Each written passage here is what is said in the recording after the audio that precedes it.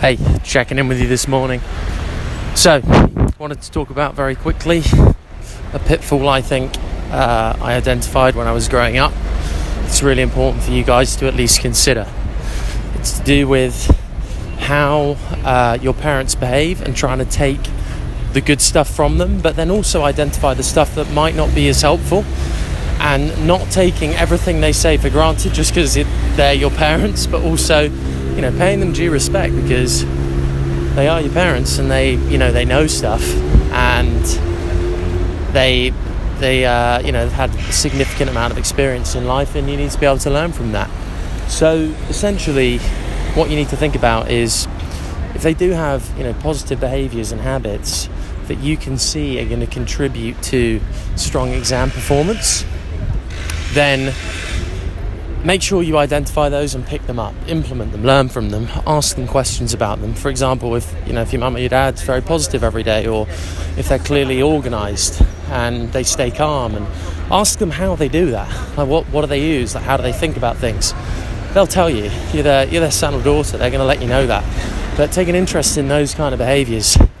Likewise, if you see any kind of stuff that you are not so sure of, just be sure to not, say, oh, that's wrong, but just ask them, say, oh, so why do you think that? Why do you, not believe X is possible? Or, for example, one that I often saw would be they would post-rationalise, bad outcomes for me. My parents wouldn't necessarily do this, but this is something that I definitely identify. And my parents aren't perfect, like they're absolutely great in my book, obviously, but they definitely got their pitfalls and things to work on, as do I, as does everybody. So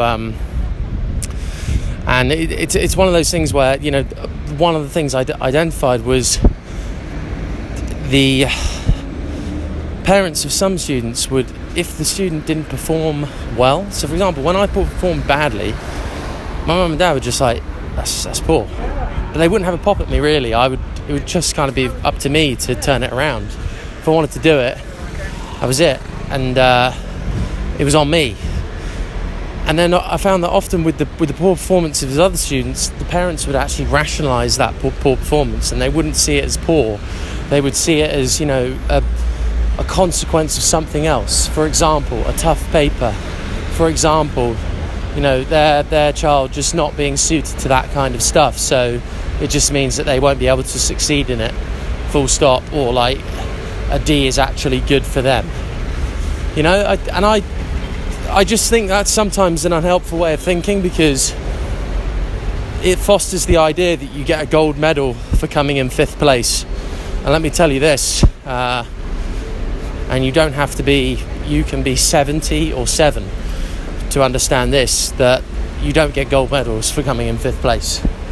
You get gold medals when you come first, and that's it.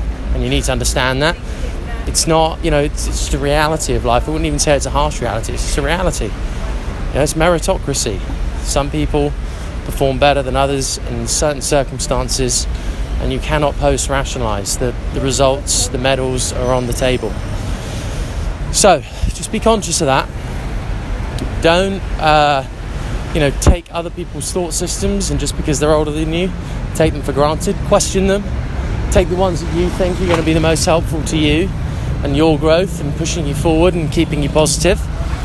Don't post-rationalise bad results. Just, they are bad. Like I've had bad results. It's not a personal insult to you by saying, those were crap, man. You need to improve those.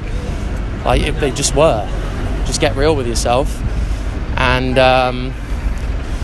move forward from there. Plot a course. And really, you should find yourself moving forward pretty quickly, pretty swiftly, once you start identifying behaviours that are productive and plugging them into your life. Have a good day.